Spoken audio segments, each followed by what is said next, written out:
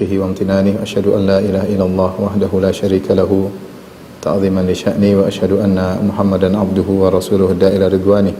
Allahumma salli alaihi wa ala alihi wa ashabihi wa ikhwani. Ikhwan dan akhwat, bapak-bapak dan ibu yang dirahmati Allah Subhanahu wa taala, para jamaah pemirsa dimanapun Anda berada. Pada kesempatan kali ini kita akan bahas tentang bagaimana sulitnya istiqomah, terutama di zaman kita yang penuh dengan godaan dan juga hal-hal yang begitu banyak yang bisa memalingkan seorang daripada istiqomah di jalan Allah Subhanahu wa taala. Sebelumnya tentunya kita tahu bahwasanya istiqomah adalah puncak daripada harapan seorang mukmin. Ketika Nabi sallallahu alaihi wasallam ditanya oleh seorang, ya Rasulullah, kulli fil islami qawlan, sampaikanlah kepadaku dong satu pelajaran yang aku tidak akan bertanya lagi kepada selain engkau. Maka kata Nabi sallallahu alaihi wasallam, qul amantu billahi tsumma istaqim, katakanlah aku beriman kepada Allah kemudian istiqomahlah. Ya, beriman kepada Allah, berkata aku beriman kepada Allah, banyak yang bisa ya, tapi istiqomah di atas iman tersebut ini yang berat. Istiqomah sampai akhir hayat. Karenanya orang yang bisa istiqomah, beriman dan istiqomah akan mendapatkan ganjaran yang sangat besar. Allah Subhanahu wa taala berfirman, innal ladzina qalu rabbuna Allahu tsumma istaqamu fala khaufun 'alaihim wa lahum yahzanun. Sungguhnya orang-orang yang berkata kami beriman kemudian mereka istiqamah, fala khaufun 'alaihim wa lahum yahzanun, mereka tidak khawatir dan mereka tidak bersedih. Artinya mereka menjalani kehidupan ini dengan tidak khawatir ya tentang akhirat mereka ya, karena mereka diberi kabar gembira oleh para malaikat, dan mereka tidak sedih dengan apa yang mereka tinggalkan. Sebagaimana dijelaskan dalam ayat yang lain, innal ladzina qalu rabbuna Allahu tsumma istaqamu tatanazzalu alaihimul malaikatu alla takhafu wa la tahzanu wa abshiru bil jannati allati kuntum tu'adun. Sungguhnya orang yang berkata kami telah beriman kemudian mereka istiqamah, tatanazzalu alaihimul malaika, maka malaikat akan turun kepada mereka. Ada yang mengatakan ketika di sakratul maut malaikat akan turun kepada mereka dengan berkata kepada orang-orang istiqamah tersebut, alla takhafu wa la tahzanu, jangan kalian khawatir dan jangan kalian bersedih, wa abshiru bil jannati allati kuntum tu'adun, gembiralah kalian dengan surga yang telah dijanjikan kepada kalian. Nahnu awliya'ukum fil hayatid dunya wa fil akhirah, kami adalah penolong-penolong kalian di dunia maupun di akhirat. Ini buah dari istiqamah ketika seorang menghadapi kondisi yang sangat sulit, yaitu kondisi akan meninggal dunia. Itu seorang akan meninggal dunia, dia banyak pikirannya bertumpuk di kepalanya, khawatir tentang apa yang akan dihadapi setelah ini, dia dikubur, kemudian setelah dia tahu tentang perbuatan-perbuatannya masa lalunya, dan dia juga sedih dengan apa yang dia tinggalkan, dengan istri dan anak yang dia tinggalkan, ya, bercampur aduk dalam benaknya. Tetapi orang-orang istiqamah, maka malaikat akan turun kepada mereka dan mengatakan, alla takhafu wa la tahzanu, jangan khawatir tentang masa depanmu dan jangan sedih dengan apa yang kamu tinggalkan, karena semuanya akan diurus oleh Allah Subhanahu wa taala. Masa depanmu, ya, abshiru bil jannah, kau akan masuk surga. Adapun yang kau tinggalkan akan diurus oleh Allah Subhanahu wa taala. Ini buah dari istiqamah. Namun istiqamah adalah perkara yang sangat berat. Ya. Saking begitu hebatnya istiqamah sampai Syekhul Islam Ibnu Taimiyah rahimahullah taala berkata, a'dzamul karamah luzumul istiqamah. Karamah yang terbaik adalah bagaimana seorang bisa istiqamah, ya. Bukan karamah terbaik bisa terbang, bisa sakti, bisa anti pedang yang tajam, ya, bukan. Bisa masuk api tidak terbakar, tidak, bukan itu. Karamah yang teragung kata Ibnu Taimiyah rahimahullah adalah luzumul istiqamah. Karena itu yang diperintahkan oleh Allah Subhanahu wa taala. Allah yang mengatakan fastaqim kama umirt wa man taba ma'aka wa la tatghaw, hendaknya kau beristiqamah sebagaimana kau diperintahkan. Yang dituntut oleh Allah kepada kita, dari kita adalah bagaimana kita bisa istiqamah. Fastaqimu ilaihi wastaghfiruhu, istiqamahlah kepada Allah kemudian beristighfar. Ikhwan dan akhwat yang dirahmati Allah Subhanahu wa taala, jadi istiqamah adalah ibadah yang sangat agung. Ganjarannya didapatkan di dunia sebelum di akhirat masuk surga, dan itulah perintah Allah Subhanahu wa taala. Namun kita tahu bahwasanya istiqamah bukan perkara yang mudah, ya. Dan semua yang ganjarannya besar, pahalanya besar, itu bukan perkara yang mudah ya. Berbanding lurus dengan kesulitan, berbanding lurus dengan pahala ya. Terutama saya katakan istiqomah di zaman sekarang bukan perkara yang gampang ya, perkara yang sangat sulit dengan sarana-sarana maksiat yang luar biasa. Tapi kita akan bahas tentang sebab-sebab sulitnya istiqomah. Sebab sulitnya istiqomah. Yang pertama, ikhwanan akhwat rahmatillah subhanahu wa ta'ala, yang pertama bahwasanya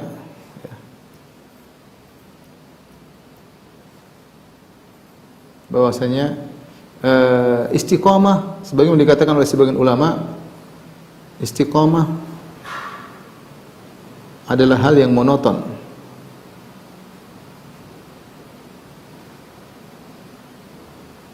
Ya, hal yang monoton ya.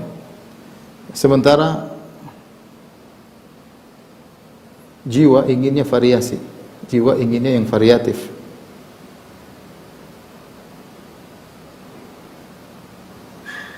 Ya. Apa sih yang kita lakukan? Dilakukan ya, kalau dai ngajar sampai kapan? Sampai meninggal dunia. Seorang istiqomah berbakti sama orang tua sampai kapan? Sampai orang tuanya dipanggil oleh Allah Subhanahu wa taala. Tiap hari kita sholat 5 waktu. Begitu aja kegiatannya gitu, tidak berubah, baca Quran, sholat 5 waktu, zikir pagi petang, ada duit sedekah, ngurus anak istri. Sehingga terkadang setan menggoda kita dengan merasakan kebosanan, kejenuhan, sehingga mencari yang variatif. Yang variatif inilah yang jadi masalah. Yang variatif ini banyaknya adalah maksiat. Yang bervariasi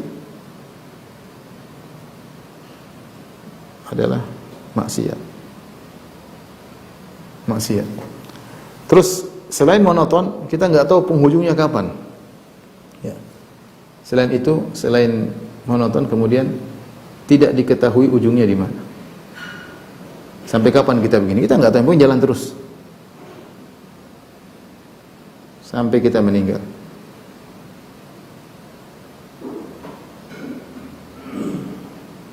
Ya. Inilah terkadang menjadikan istiqomah orang-orang berpaling. Kenapa? Karena ingin sesuatu yang baru, ingin sesuatu yang lain. Akhirnya terkadang dia coba-coba malah terjerumus dalam penyimpangan. Ini salah satu sebab istiqomah sulit ya, karena selalu di atas jalan yang monoton buat orang terkadang bosan dan yang lainnya. Yang kedua, bahwasanya jalan-jalan tadi sudah kita singgung, jalan-jalan yang memalingkan dari istiqomah sangat banyak.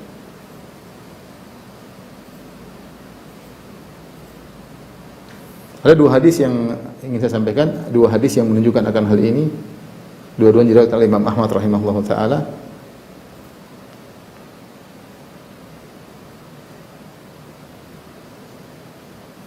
Yang pertama adalah hadis Ibnu Mas'ud.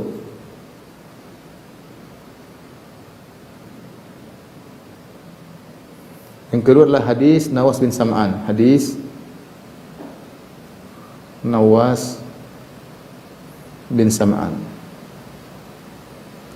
Hadis Ibnu Mas'ud, kata Ibnu Mas'ud, khatta lana Rasulullah sallam khattan biyadihi, khattan mustaqiman. Rasulullah sallam membuat satu garis dengan tangannya ya. Kemudian Rasulullah sallam mengatakan hadza sabilullah, kata Nabi sallallahu alaihi wasallam, ini jalan Allah ya. Kata Nabi, ini jalan Allah. Kemudian wa khatta khututan an yaminihi wa shimalihi. Kemudian Rasulullah SAW membuat garis-garis sebelah kanan dan sebelah kiri.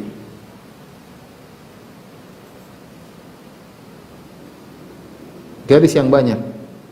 Ya. Kata Nabi SAW, hadhi subul. Ini adalah jalan-jalan. Ala kulli sabilin syaitan yad'u ilaihi. Setiap jalan ada setannya.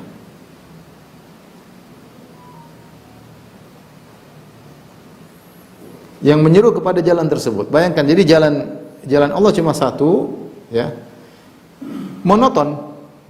Adapun jalan kemaksiatan sangat banyak. Seorang mudah kalau enggak tersenggol di jalan pertama, bisa tersenggol jalan kedua. Terjebak jalan ketiga, selamat jalan ketiga, tersenggol pada jalan keempat. Jalan begitu banyak. Setiap jalan ada syaitan yang menyuruh kepada jalan tersebut. Ya. Kemudian Rasulullah SAW membacakan firman Allah, wa anna hadha sirati mustaqiman fattabi'u. Inilah jalanku, maka ikutilah. Wala tattabi'us subula fatafarraqu bikum an sabili. Jangan kalian mengikuti jalan-jalan yang lain yang banyak, kalian akan terjauhkan dari jalan Allah Subhanahu wa taala. Ini dalil bahwasanya jalan-jalan yang memalingkan dari istiqomah sangatlah banyak yang buat orang menyimpang. Hadis Nawas bin Sam'an radhiyallahu taala anhu juga mirip dengan hadis ini, ya. Hadis riwayat Al-Imam Ahmad rahimahullah taala, di mana Nabi sallallahu alaihi wasallam berkata, "Daraba Allahu mathalan siratan mustaqiman." Sungguhnya Allah membuat perumpamaan tentang suatu jalan yang lurus. Kalau kita gambarkan, ini ada jalan yang lurus.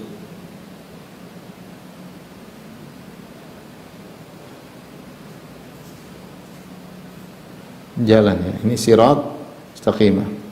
Kemudian kata Nabi sallallahu alaihi wasallam, "Wa ala jambatai sirat suran." Di pinggir jalan ini, ya,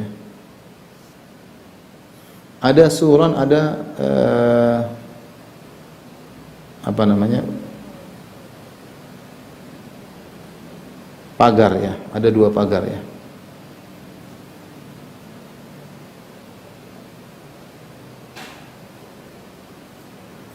Ini jalan, di pinggir kanan kirinya ada jalan. Fiha abwabun mufattahah. Kemudian di jalan ini ada pintu-pintu yang terbuka. Di apa namanya? Di pagar-pagar tersebut ada pintu-pintu yang terbuka. Pintu-pintunya banyak. Dan seterusnya di sini juga.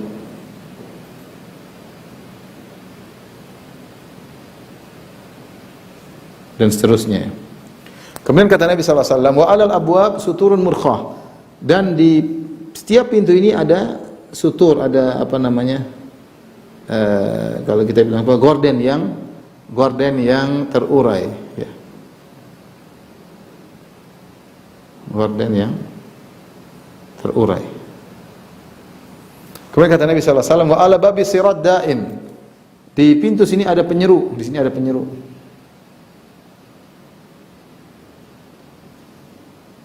Penyeru di pintu, dia mengatakan, ya ayuhan nas udkhulus sirat jami'an wa la tata'arraju. Wahai manusia sekalian, masuklah ke sirat, jangan kalian belok kanan belok kiri, ya. Masuklah ke sirat, jangan belok kanan belok kiri. Kemudian setelah itu, ya, wada'in yad'u min fawqi sirat. Di sini juga ada penyeru di sini. Di sini juga ada penyeru yang lain. Wada'in fawqa sirat, ada penyeru dari dalam jalan. Ya.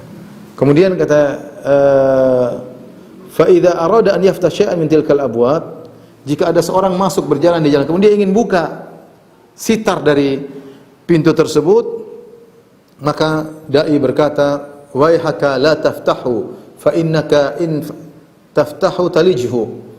Celaka engkau, jangan kau buka tirai-tirai pintu tersebut. Kalau kau buka fa in taftahu taliju, maka kau akan masuk. Ini perumpamaan dalam hadis bin Sam'an. Rasulullah SAW memberikan perumpamaan. Jadi perumpamaan tersebut adalah kata Nabi SAW, as-sirat Islam. Jalan tersebut adalah Islam. Kemudian suran, ya, 2 pagar kanan kiri adalah hududullah, batasan-batasan Allah. Kemudian al-abwab al-mufattahah, pintu-pintu yang terbuka adalah perkara-perkara yang haram, marharimullah, perkara-perkara yang haram. Kemudian da'i ala ra'sis sirat kitabullah. Kemudian penyeru yang pertama, penyeru di pintu, penyeru di apa namanya, awal jalan, di awal jalan adalah Al-Quran.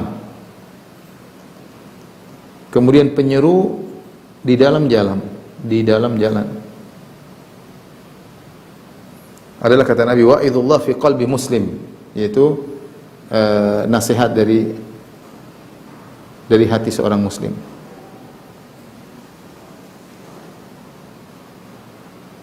Ini gambaran, ya. Perhatikan di sini, bagaimana Nabi SAW menggambarkan tentang banyaknya jalan-jalan kemaksiatan. Jadi jalan yang lurus itu satu, lurus, jangan bengkok. Kemudian tapi di pinggirnya ada pintu-pintu maksiat kanan dan kiri. Ada tembok atau pagar yang situ ada pintu-pintu terbuka. Yang menakjubkan, pintu tersebut hanya ditutup dengan pintu-pintu maksiat tadi, hanya ditutup dengan tirai. Yang seorang mudah buka tirai tersebut. Dan kata Nabi bahwasanya penasihat mengatakan, hati manusia berkata, wailaka la taftahu, celaka kau, jangan kau buka, in taftahu taliju, kalau kau buka kau akan masuk. Kau akan masuk karena begitu mudahnya. Begitu dibuka banyak hal yang akan terlihat dan seorang akan tertarik, kepo, dan akhirnya masuk.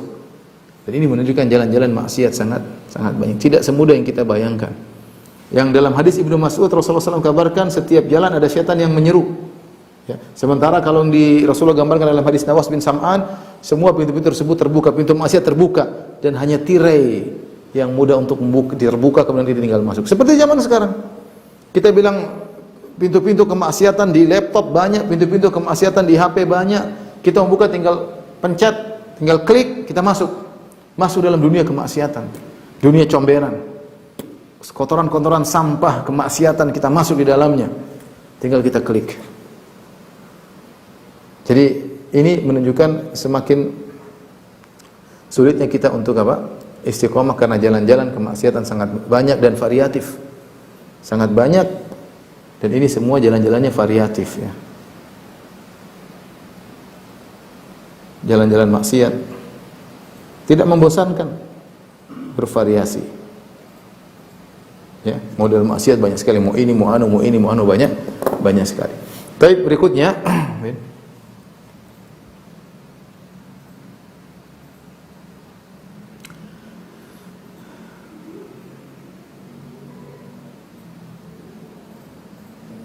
nomor 3, sebab sulitnya istiqamah, ya.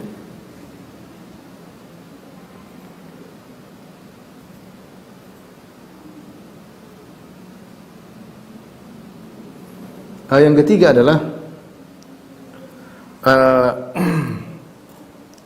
dua faktor pemaling dari istiqamah, yang memalingkan dari istiqamah.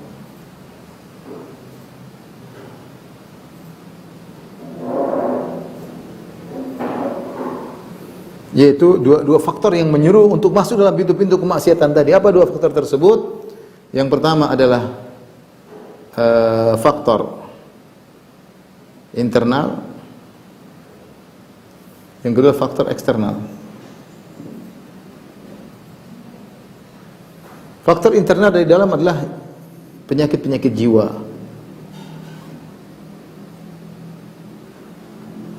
penyakit-penyakit dalam hati.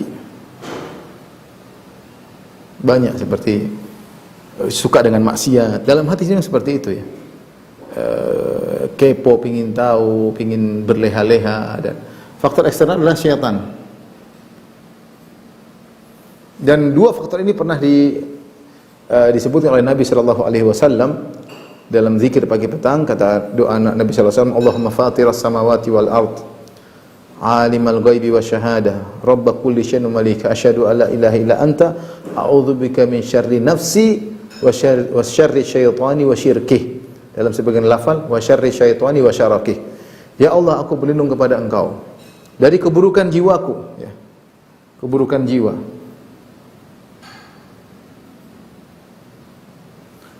Wa min syarri syaitani wa syirki, dan keburukan syaitan dan para pengikutnya. Syaraki, para syaitan dan kesyirikannya, atau min syarri syaitani wa syaraki, yaitu aku berlindung daripada Engkau dari keburukan syaitan dan pengikut-pengikutnya. Nah, kita terkadang waspada dengan faktor eksternal. Kita lupa bahwasanya faktor internal juga bahaya. Makanya kata Nabi sallallahu alaihi wasallam, wa na'udzubillahi min syururi anfusina. Dan kami berlindung kepada keburukan jiwa-jiwa kami. Kita ini punya keburukan sendiri. Entah kita hasad, kita sombong, kita ya seperti itu. Ada seperti kita ingin berleha-leha, ingin tahu maksiat, ingin macam-macam, ya. Dan kita harus waspada. Bahwasanya keburukan jiwa ini faktornya kuat untuk membuat kita akhirnya terjerumus dalam maksiat, ya. Maka kita harus berlindung dari keburukan jiwa. Nauzubillahi minasyaitonir rajim. Dan kita memperhatikan keburukan orang, kita lupa bahwasanya jiwa kita punya keburukan. Makanya saya bilang ya sederhana ya. Jiwa ini jangan suka dininak boboin kalau bahasa kita, bahasa saya. Jangan terlalu dimanja. Kalau kita sudah manjakan jiwa pada salah satu, kita akan mudah termanjakan pada yang lainnya. Maka saya bilang ini rahasia kenapa Ibnu Mas'ud ketika menafsirkan firman Allah Subhanahu wa taala, mohon maaf, Ibnu Mas'ud menafsirkan firman Allah Subhanahu wa taala, "Wa min nasi may yashtari lahwal hadithi liyudhilla an sabilillah." Di antara manusia ada yang membeli perkataan-perkataan yang sia-sia, ya.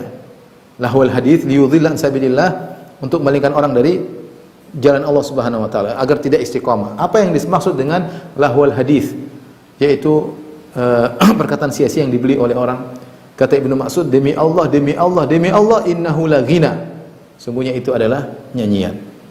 Makanya dalam sebagian riwayat Ibnu Mas'ud mengatakan, fa innal ghina yumbitun nifaq. Ini perkataan Ibnu Mas'ud. Dan dia orang yang paling ahli dalam Al-Qur'an. Ada dua tafsir itu Ibnu Abbas dan Ibnu Mas'ud. Salah satunya Ibnu Mas'ud, ya. Ya. Ibnu Mas'ud mengatakan, wallahi innal ghina yumbitun nifaq. Ketahuilah bahwasanya nyanyian menimbulkan kemunafikan. Kok bisa? Apa hubungannya nyanyian kemunafikan? Kita kalau sering bernyanyi, sering musik-musikan, kita membiasakan jiwa kita terleha-leha, jiwa kita. Jadi kita manjakan jiwa kita, sehingga kalau kita mau sholat malas kita ngikutin jiwa. Kita akhirnya terbawa pingin nonton ini, pingin nonton anu. Jiwa kita sudah terbiasa kita nina boboin. Sehingga akhirnya dia mau ini kita turutin terus. Dia mau dengar macam-macam maksiat kita turutin, dia mau nonton maksiat kita turutin. Karena sudah terbiasa kita nyanyikan, dan itu keinginan jiwa. Makanya benar, saya renungkan perkataan Ibnu Mas'ud. Ya, orang yang terbiasa nyanyi, dia akan terbawa kemana? Tanya kepada orang yang suka bermusik-musik. Musik-musik mengantarkan kepada yang lain, itu benar, tidak perlu kita pungkiri. Musik-musik ya, zina ya, khamr ya, joget-joget iya, hubungan dengan lawan jenis haram, iya dia lakukan semua. Karena dia sudah dinina bawa-bawain, sudah dimanja-manjain pada satu sisi. Dan ini akan menjalar kepada maksiat-maksiat yang lain. Maksiat-maksiat yang lain. Makanya dikatakan musik-musik mizmarus syayatin. Musik-musik adalah seruling syaitan. Jelas. Ya. Nah, kita kalau terbiasa memanjakan jiwa kita, kita akan menjalar kepada yang lainnya. Maksiat-maksiat yang. Maka waspada, faktor internal ini bukan sepele. Faktor internal ini bahaya. Jangan manjakan jiwa. Makanya disebut kata Allah Subhanahu wa taala, fa amman khafa maqama rabbih wa nahan nafsa 'anil hawa. Dan barang siapa yang takut kepada kedudukan Rabbnya, wa nahan nafsa 'anil hawa, dan dia tahan jiwanya dari hawa nafsu, dia tidak memanjakan jiwanya, dia tidak mau, ini enggak boleh, dia latih sehingga jiwanya, dia sering bertarung dengan jiwanya dan dia sering mengalahkan jiwanya.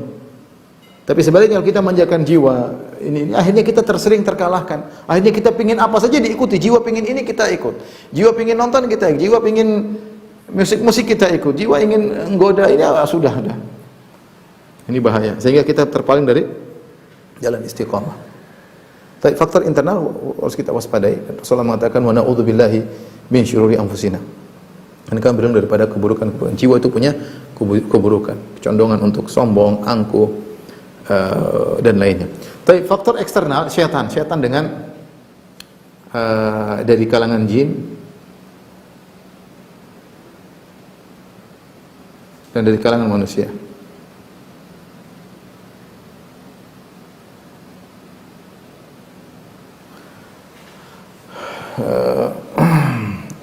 Syayatinal insi wal jinni yuhi ba'dhum ila ba'dhin zukhrufal qawli ghurura. Kata Allah Subhanahu wa taala, syaitan jin dan syaitan manusia. Alladzi yuwaswisu fi sudurin nas minal jinnati wan nas. Ya, qul a'udzu birabbin nas malikin nas min syarri waswasil khannas. Ya. Kita berlindung kepada Allah dari waswasil khannas, dari syaitan yang selalu membisik-bisikkan di hati. Alladzi yuwaswisu fi sudurin nas minal jinnati wan nas. Penggoda tersebut dari kalangan jin dan kalangan manusia. Syaitan kalangan manusia banyak, ini juga tidak kalah bahaya ya, yang pertemanan yang buruk, godaan yang ya banyak sekali zaman sekarang ya. Yang menyuruh kepada tontonan yang tidak benar, YouTuber yang merusak akidah seseorang, YouTuber yang merusak merusak moral orang, ya banyak sekali film-film tontonan setan manusia banyak. Dan kita punya setan dari kalangan jin, iblis dan anak buahnya dan pengikutnya. Bahaya iblis dan pengikutnya.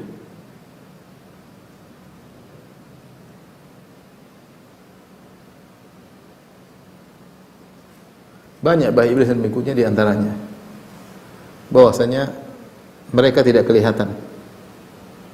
Repot. Musuh tidak kelihatan. Kata Allah, innahu yarakum huwa wa qabiluhu min haitsu la tarawnahum. Min haitsu la tarawnahum.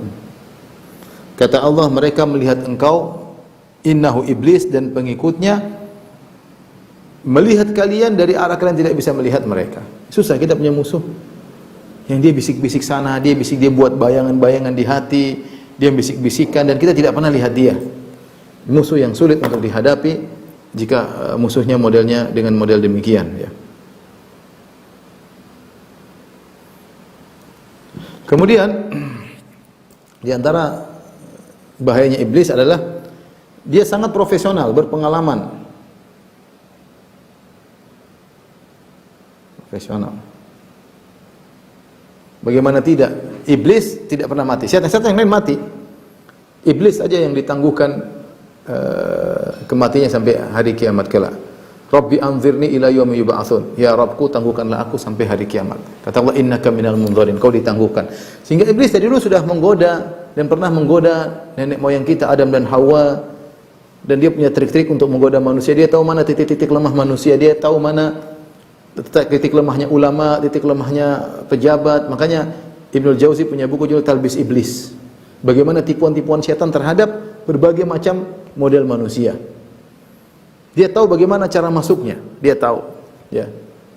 Dia tahu. Dia lihat seseorang bagaimana kecenderungannya. Kalau kecenderungannya malas-malasan, dibawa kepada maksiat. Kalau kecenderungannya semangat beribadah, dibawa kepada keekstriman. Iblis tahu, dia sudah banyak pengalaman. Makanya Allah mengatakan, ya bani Adam, la yaftinannakumus syaitanu kama akhraja abawaykum minal jannah. Allah bilang, wahai anak-anak Adam, jangan kalian terfitnah oleh syaitan. Kama akhraja abawaykum minal jannah, sebagaimana dia telah berhasil mengeluarkan nenek moyang kalian dari surga, dari Adam dan Hawa dari surga. Syaitan sudah pernah berhasil mengalahkan nenek moyang kita. Allah ingatkan. Syaitan, ya, waspada sama, jangan sampai dia memfitnah kalian. Jadi kita ini berhadapan dengan iblis yang sangat berpengalaman. Kalau kita tidak dilindungi oleh Allah, kita nggak bakalan selamat. Dia punya pengalaman yang banyak, tahu bagaimana menggoda manusia, tahu titik kelemahan manusia. Oh, si fulan digoda begini, KO. Si fulan digoda begini, KO. Ya, maka faktor ini sangat berat, ya. Kemudian di antara bahaya syaitan tidak pernah istirahat.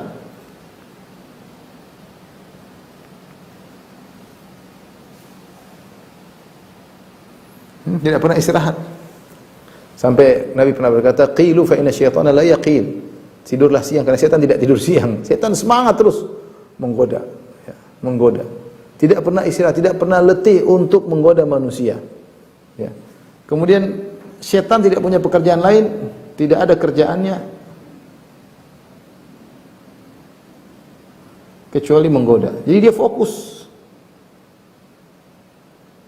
Dendam kusumat iblis ditularkan kepada keturunannya. Bagaimana menggoda manusia. Iblis itu hasadnya luar biasa. Makanya ketika para ulama bahas tentang hasad, hasad paling parah adalah hasad jenisnya iblis. Apa hasadnya iblis?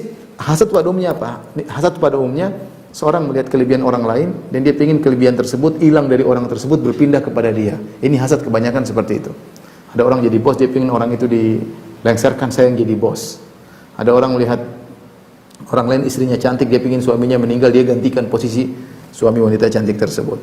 Seperti itu. Dia melihat orang pada belanja di tokonya, ingin orang semua pindah ke toko dia. Ini rata-rata orang hasad seperti itu, ingin kenikmatan orang lain pindah, hilang dan pindah kepada dia. Iblis lebih parah daripada itu.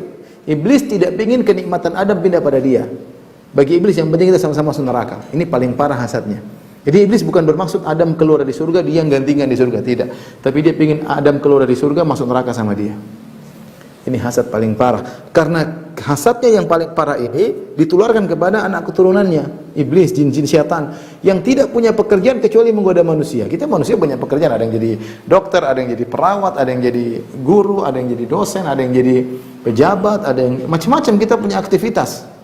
Iblis nggak ada aktivitas kecuali menggoda manusia. Bayangkan kita punya musuh yang tidak punya pekerjaan kecuali menggoda manusia. Musuh yang sangat berat.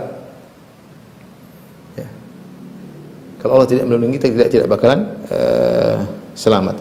Kemudian iblis punya terstruktur, ya, pekerjaannya terstruktur, terkoordinir, ya. Koordinasi iblis.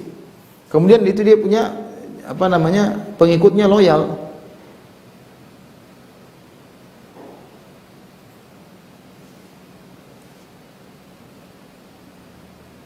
Saya bacakan hadis tentang bagaimana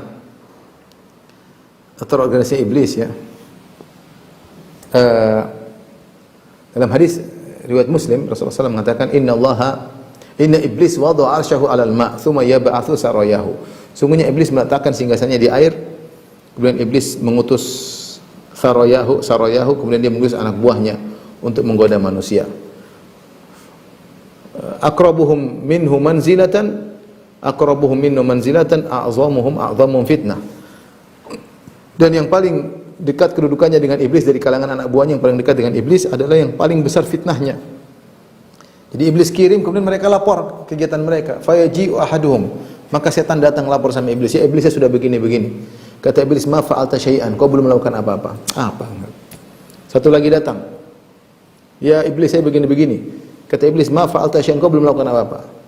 Hatta yaji'u ahadum, sampai ada satu setan datang. La azalu bihi hatta farraqtu bainahu wa baina imraati. Saya terus goda sang lelaki sampai dia menceraikan istrinya. Subhanallah. Kata iblis, nikma anta. Ente setan yang hebat. Jadi terorganisir, ada pasukan yang dikirim, ada yang melapor kepada iblis, ada evaluasi.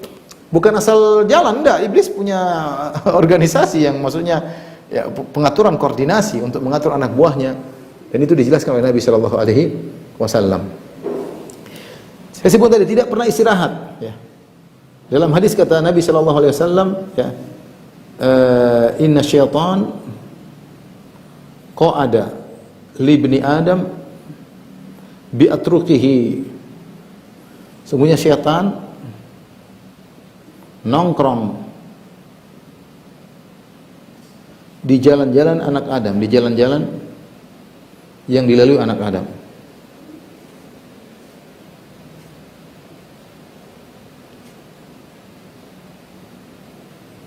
Dimanapun kita berjalan, mau keluar masjid ada syaitan menggoda. Kita mau ke mana lakukan kebaikan apapun ada syaitan menggoda.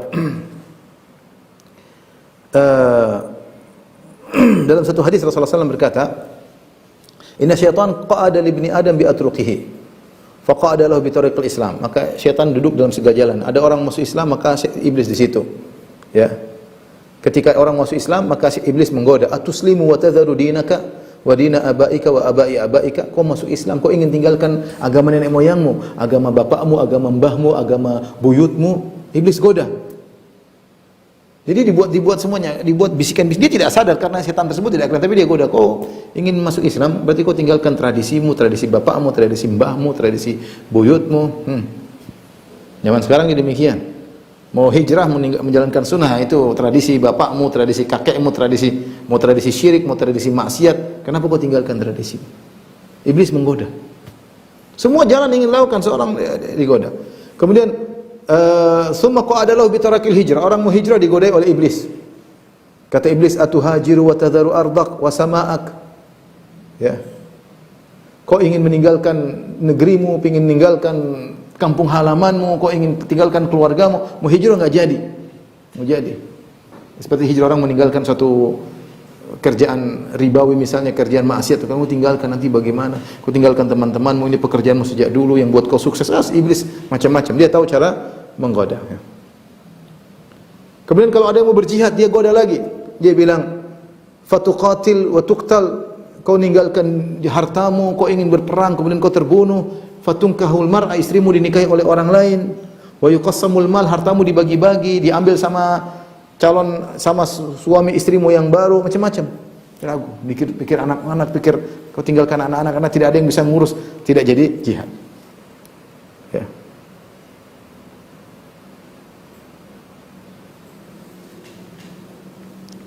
Dalam riwayat yang lain,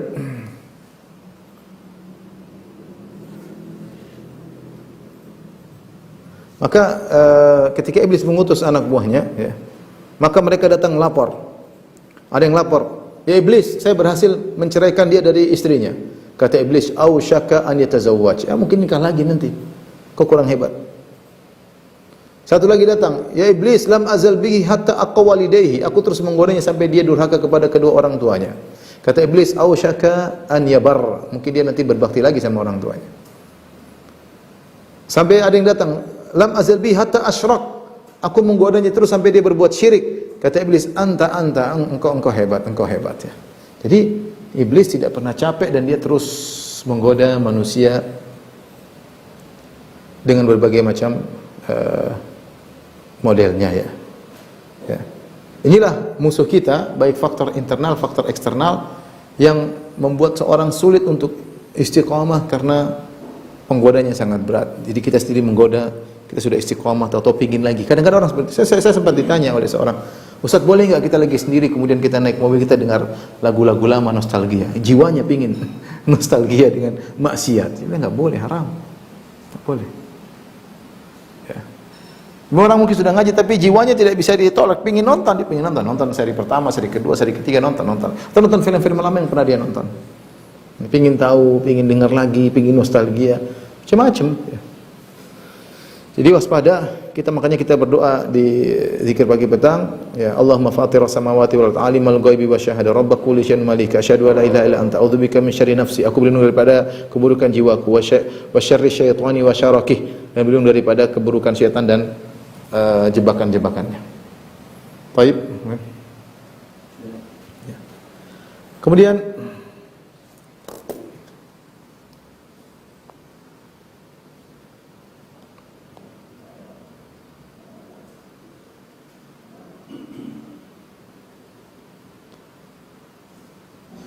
di antara faktor yang membuat sulit istiqamah,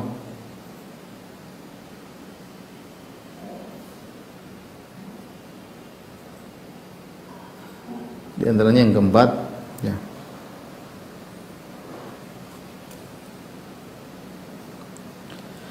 terlalu banyak sarana kemaksiatan,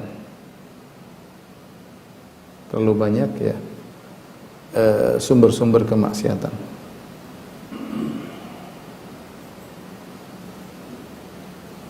Dan ini kembali kepada dua sebab, yaitu yang terkait syahwat, yang terkait syubhat. Seorang bisa mental dari istiqomah gara-gara dua ini, ya. Dan dua-duanya tidak kalah ganas. Syahwat yang tidak bisa dia kendalikan akhirnya membuat dia terjerumus dalam maksiat sehingga dia tidak istiqamah, ya. Terkait dengan teman-teman lama, ya, terkait dengan kebiasaan lama. Hati-hati seorang kalau sudah hijrah, hati-hati ya. Dia hendaknya meninggalkan kebiasaan-kebiasaan lamanya. Karena kebiasaan-kebiasaan lama ini membuat dia bisa kembali lagi kepada keluar dari jalan istiqamah. Makanya ketika Nabi SAW bercerita tentang pembunuh 100 nyawa, ketika dia ingin bertobat, maka seorang alim menasihati dia, kamu ingin bertobat, pergilah kamu ke negeri yang lain, tinggalkan kampung halamanmu. Kenapa? Kalau dia masih berada di kampung halamannya, dia akan teringat terus untuk bermaksiat, ya, untuk bermaksiat. Maka seorang hati-hati dengan syahwatnya. Ya ikhwan, saya ada pertanyaan mengerikan, ya. Ada pertanyaan, ada seorang wanita kemudian telepon menangis, dia punya suami, waktu nikah sama dia istiqomah. Kemudian mereka punya anak 3. Setelah perjalanan mungkin menikah belasan tahun, 15 tahun atau 16 tahun, anaknya sudah gede-gede. Subhanallah, suaminya kembali lagi menjadi praktisi homo. Dan dia mengakui hal tersebut dan akhirnya cerai dengan istrinya. Kenapa? Pergaulan. Kembali lagi berselancar di lautan medsos, kemudian masuk ketemu dengan teman-teman lama, kontak-kontak lama, kembali lagi. Hati-hati orang yang sudah meninggalkan, sudah berhijrah, Hati-hati, ya. Syahwat ini tidak bisa terkendalikan. Seorang hati-hati, waspada ya. Jadi dia bisa kembali ke masa lalunya, keluar lagi di jalan lurus gara-gara syahwat. Kemudian tidak kalah dengan masalah syubhat. Syubhat ini juga luar biasa. Syubhat ya. Saya pernah ditelepon sama orang, Ustaz, saya sudah lama tinggalkan musik, tapi saya dengar Ustaz bilang, ada Ustaz yang bilang musik halal Ustaz. Saya mau kembali lagi. Bilang sama saya mau kembali lagi Ustaz. Tolong jelaskan pada saya kalau itu haram. Subhanallah. Sudah ijma ya akhi, ijma 4 mazhab mengatakan haram semuanya. Tidak usah saya bilang haram juga, lihat banyak orang pemusik rusak, banyak sekali. Ya. Dia mau kembali lagi, kena syubhat. Belum bicara tentang syubhat-syubhat terkait dengan masalah liberal. Orang liberal, coba liberal akhirnya masuk di perguruan tinggi Islam, malah ada yang kemudian tidak sholat, malah ada yang membuka jilbab. Saya ketemu langsung dengan orang yang cerita, Ustadz kita banyak masuk di Fakultas Usuluddin, akhirnya di antara kita ada yang tidak sholat, di antara kita ada yang melepaskan jilbab. Karena dia ragu dengan agama, dia ragu dengan Tuhan, apalagi syariatnya. Syubhat-syubhat liberal banyak sekali dan syubhat-syubhatnya terstruktur. Belum kalau dia terkena syubhat ateis, belum terkena syubhat pemikiran-pemikiran yang menyimpang, belum terkena syubhat khawarij, akhirnya ngebom sana, ngebom sini. Banyak, tidak istiqomah. Tidak istiqomah. Maka saya katakan di antara sebab yang sulitnya istiqomah di zaman sekarang adalah terlalu banyak sumber-sumber kemaksiatan. Dengan sarana, dengan adanya medsos selesai, ya, sosial media. Dengan adanya internet, semua mau lihat apa saja bisa. Mau lihat sampah-sampah tinggal klik, kita masuk dalam sampah kemaksiatan, sampah syahwat, sampah syubhat. Bayangkan ada seorang mungkin hafidz Quran, mungkin kemudian dia masuk dalam dunia syahwat, selesai. Rasa keponya pengen tahu, jiwanya akhirnya dia lihat macam-macam, rusak semuanya. Rusak semuanya. Ya. Waspada ikhwan, waspada. Kita tidak gampang untuk istiqomah. Hati-hati dengan masa lalu. Ya, orang rusak keluarganya, kenapa? Berselancar, kemudian cari-cari ketemu pacar lamanya. Pacar lamanya rupanya lagi masalah sama suaminya. Akhirnya CLBK, cinta lama belum kelar ya. Maksiat lagi, ya udah. Waliyadzubillah, bisa terjadi dalam zina dan yang lainnya ya.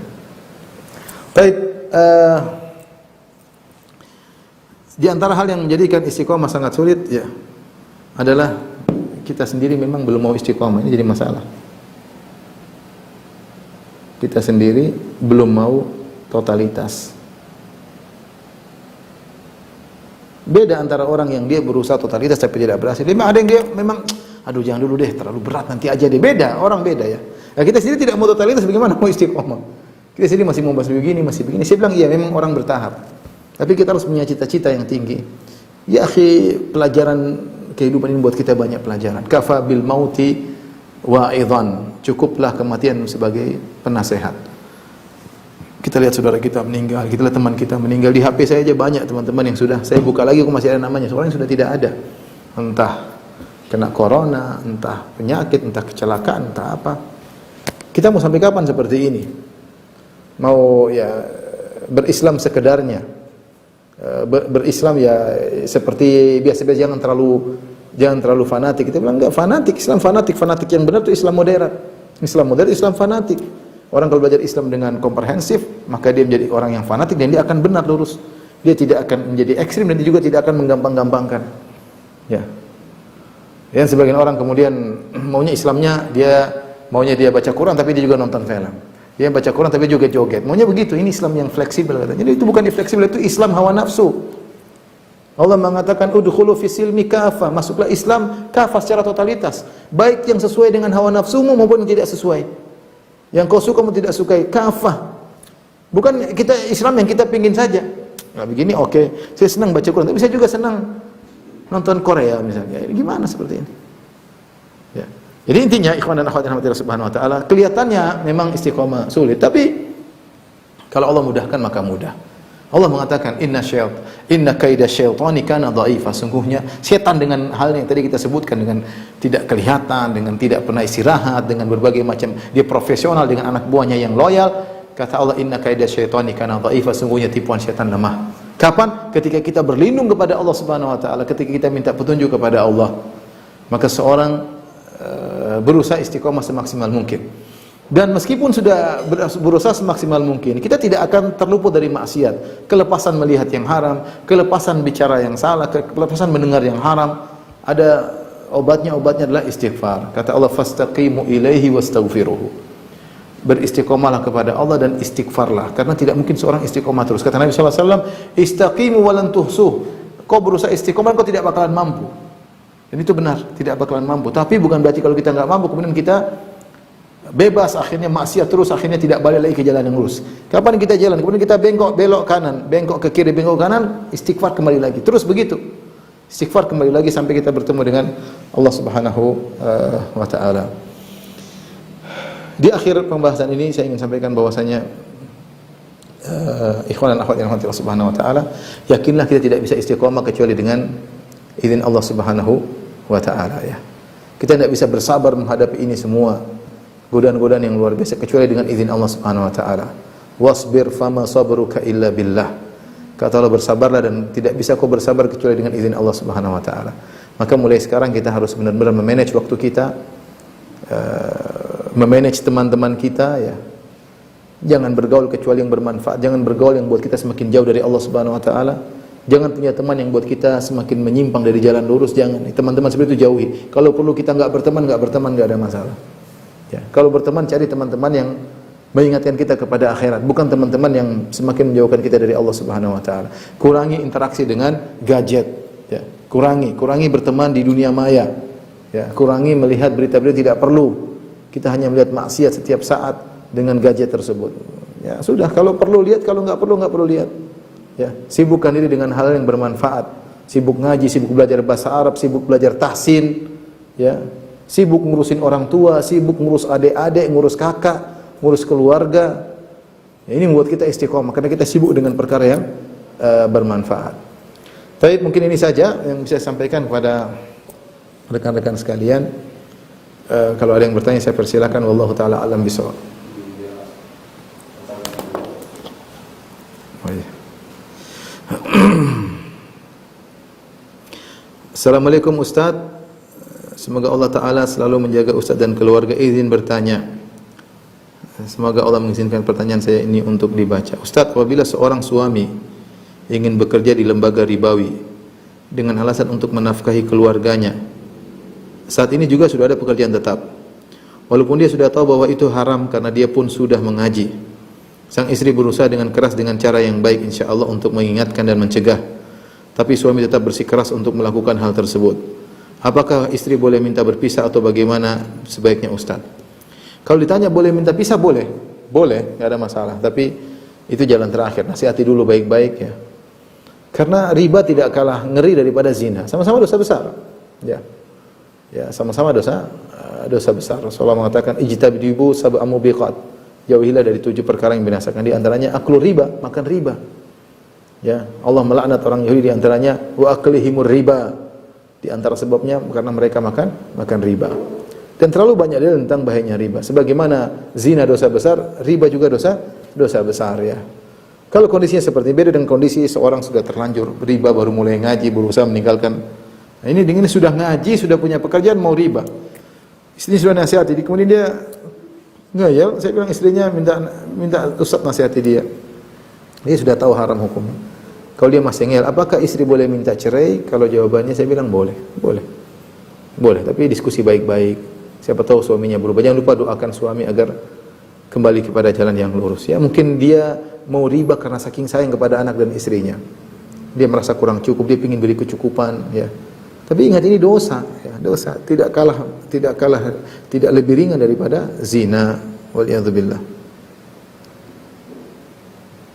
Ustaz, saya dari Malaysia. Pertanyaan saya mungkin tidak berbuat bid'ah, tidak berbuat syirik dan khurafat, tapi saya terdedah atau terjerumus pada dosa yang lain.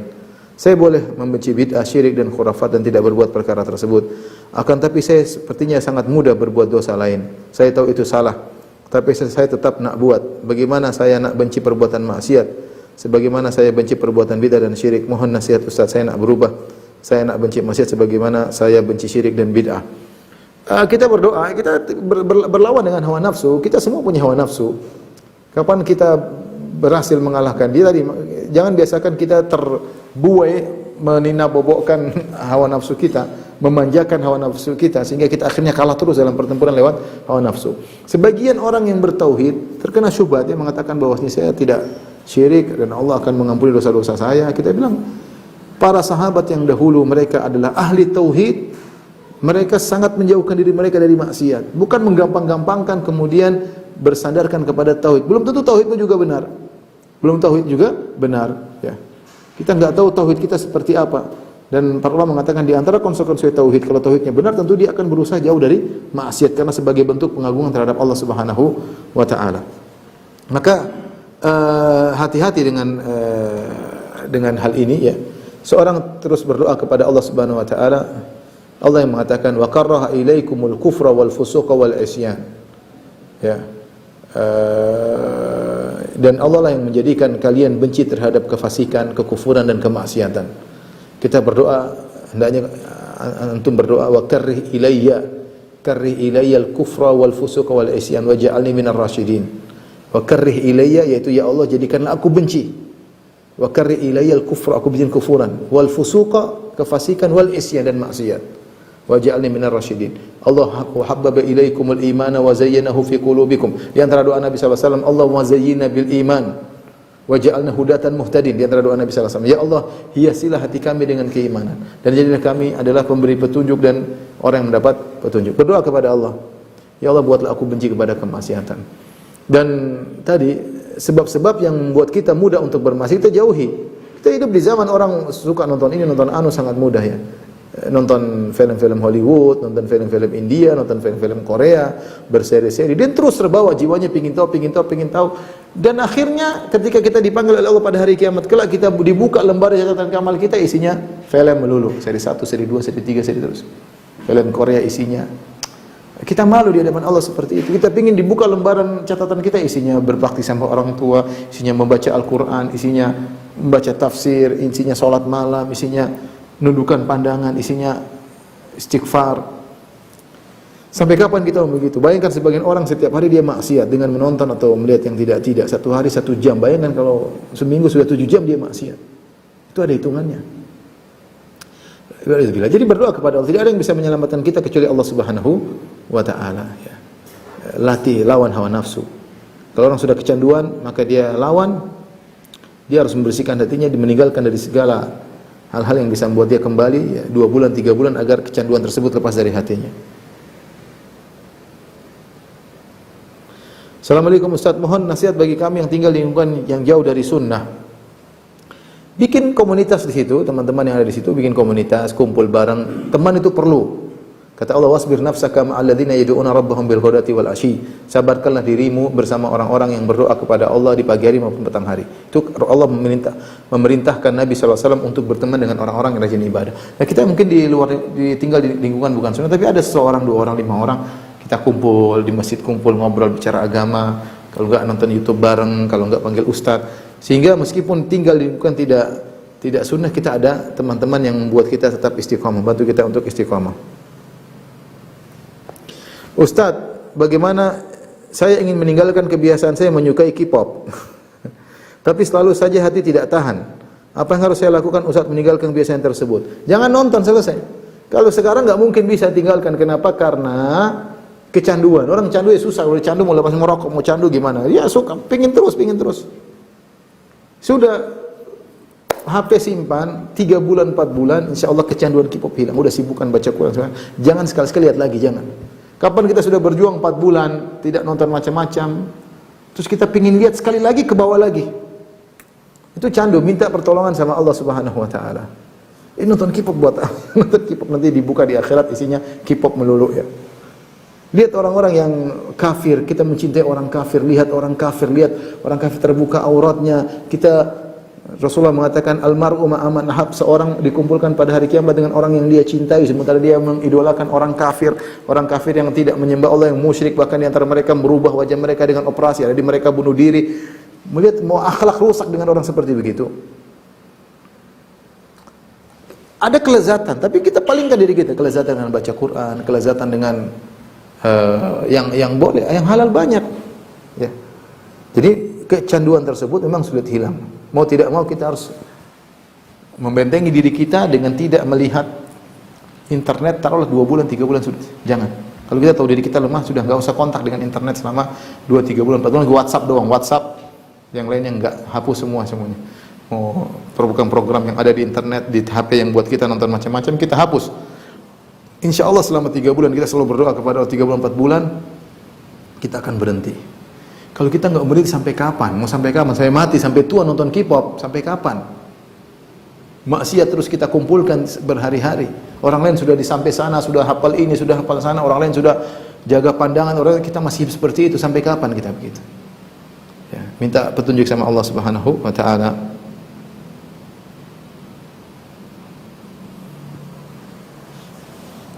Ustadz ingin bertanya bagaimana caranya kita menyikapi teman kita yang curhat atau minta pendapat tentang hubungan dengan pacarnya.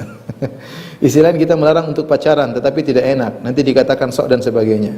Bahkan kita kadang diejek karena kita dulunya juga pernah berpacaran. Ya itu kesempatan, saya bilang saya dulu pacaran dan saya tahu salah. Sampaikan nasihat.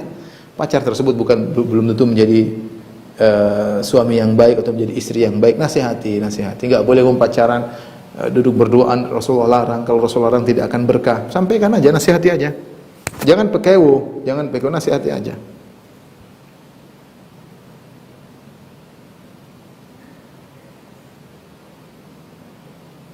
Ustaz ingin bertanya, apakah orang sudah meninggal ketemu di alam barzakh? Saya enggak tahu. Ini perkara gaib, butuh dalil. Di perkara gaib butuh dalil.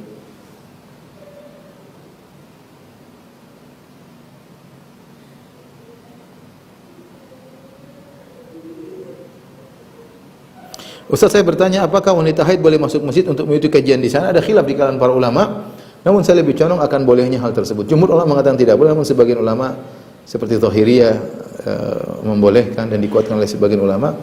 Saya lebih cenderung bahwasanya wanita jika dia bisa menjaga darah haidnya tidak menetes di masjid, dia pakai pembalut dan dia ada keperluan untuk mendengar pengajian dan itu menambah imannya, maka tidak jadi masalah. Kalau ada keperluan dia harus masuk masjid dan ada manfaatnya selama dia bisa menjaga haidnya tidak sampai menetes di masjid, maka tidak jadi masalah.